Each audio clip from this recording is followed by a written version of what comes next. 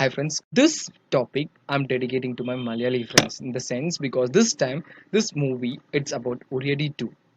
I'm not talking about the hero or the director because this hero or the director is one of the super one because they are one, it is Vijay, and we are not aware about that particular person. Okay, I'll be putting that pic of that name and the movie name. Okay, so I'll be discussing with this topic in Malayalam, so all Malayalam friends and I'm sure Tamil friends too would be understanding it. Okay, hope everyone would be understanding, those who have watched that movie Uriyadi 2. So the person who didn't watch the movie, please do watch it again. Okay, so watch it again and again so you will get some ideas regarding industry problems. Okay, let's get into the video. എല്ലാവർക്കും നമസ്കാരം. നമ്മൾ ഇൻഡസ്ട്രിയിൽ ജോലി ചെയ്യുന്ന friends ഒക്കെ ഉണ്ടാവില്ലേ, അവരൊക്കെ careful ആണെന്നൊന്ന് നമ്മൾ ഒന്ന് നോക്കാനുള്ള സമയം വന്നിരിക്കുന്നു. ഓക്കെ, MIC എന്നുള്ളൊരു സംഭവമുണ്ട്, കെമിക്കൽ. അതാണ് അന്നത്തെ 1984 ഭോപ്പാലില് നടന്നൊരു കാര്യമല്ലേ. എത്ര ആൾക്കാരെ മരിച്ചറിയില്ല, 5 ലക്ഷം ആൾക്കാർ മരിച്ചിട്ടുണ്ട്. പക്ഷെ നമ്മളെ കണക്ക് കാട്ടാൻ 4000 ആൾക്കാരെ മരിച്ചെന്നേ കാണിച്ചിട്ടുള്ളൂ. ഇനിയും ആൾക്കാർ ആസ്മ, ന്യൂമോണിയ, ക്യാൻസർ എന്നുള്ള ലക്ഷണം കൊണ്ട് ഇങ്ങനെ ചത്തുകൊണ്ടിരിക്കുകയാണ്. ഓക്കെ, MIC എന്താണ്? മെത്തിൽ ഐസോകൈനേറ്റ്. ഇതാണ് ഏറ്റവും കൂടിയ എന്താ പറയുക വിഷം.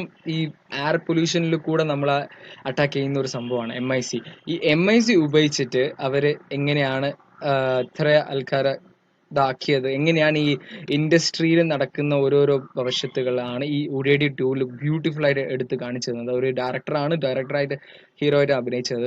എങ്ങനെയാണ് ഈ പൊളിറ്റിക്സിൽ ആൾക്കാർ ഇത് വെച്ചിട്ട് ഗെയിൻ ചെയ്യുന്നത്, ഈ പഴയ എക്യുപ്മെന്റ്സ് ഉപയോഗിച്ചിട്ട് എങ്ങനെ ഈ കുറച്ച് സാലറിയിൽ വെച്ചിട്ട് എങ്ങനെ ഇവരെ റിസ്ക് എടുത്തിട്ട് ഇവരെ ചെയ്യിപ്പിക്കുന്നു, അതാണ് ഇപ്പോൾ നടന്നുകൊണ്ടിരിക്കുന്നത്. സോ ഈ കെമിക്കൽ എന്തിനാണ് ഉപയോഗിക്കുന്നത് വെച്ചാൽ പെസ്റ്റിസൈഡ്സ് ഉപയോഗിക്കാനും റബ്ബറൊക്കെ ഉപയോഗിക്കാൻ വേണ്ടിയാണ് ഉണ്ടാക്കുന്നത്. പക്ഷേ ഇതൊക്കെ ആവശ്യമുണ്ട്, അതുകൊണ്ട് ഉണ്ടാക്കുകയാണ്. ഇത്രയും റിസ്ക് എടുത്തിട്ടാണ് നമ്മളെ അച്ഛനോ ഏട്ടനോ അവരൊക്കെ ഇതിൽ വർക്ക് ചെയ്യുന്നത്. സോ ആരെങ്കിലും നിങ്ങൾക്ക് അങ്ങനെ ഇൻഡസ്ട്രിയിൽ വർക്ക് ചെയ്യുന്നുണ്ടെങ്കിൽ നെക്സ്റ്റ് ടൈം ഈ MIC പറ്റിയൊക്കെ ഒന്ന് ചോദിച്ചറിഞ്ഞൊന്ന് പറഞ്ഞു കൊടുക്കുക. ഇതിന്റെ ഭവിഷ്യത്ത് എന്താണെന്ന് വെച്ചാൽ അത്രയ്ക്കും ഭോപ്പാൽ മധ്യപ്രദേശിൽ ഇപ്പം വരെ ഒരു ആൾക്കാർ ആസ്മം വെച്ചിട്ട് ഇങ്ങനെ പോവാണ്. ഇത് റെസ്പിറേറ്ററി സിസ്റ്റം, ശ്വാസത്തിന്റെ ഒരു തടസ്സവും പിന്നെ ക്യാൻസറിന്റെ ഒരു പ്രത്യേക എന്താ പറയാ ഭയങ്കര ഒരു പെയിൻഫുൾ മൂവ്മെന്റ് ആണ്.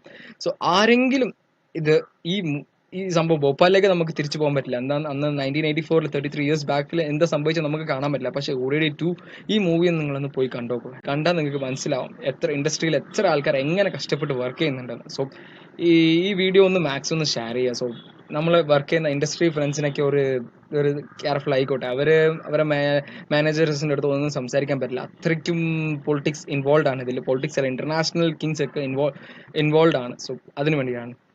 Okay, so friends, hope you would be understanding certain things about all these Uriyadi 2.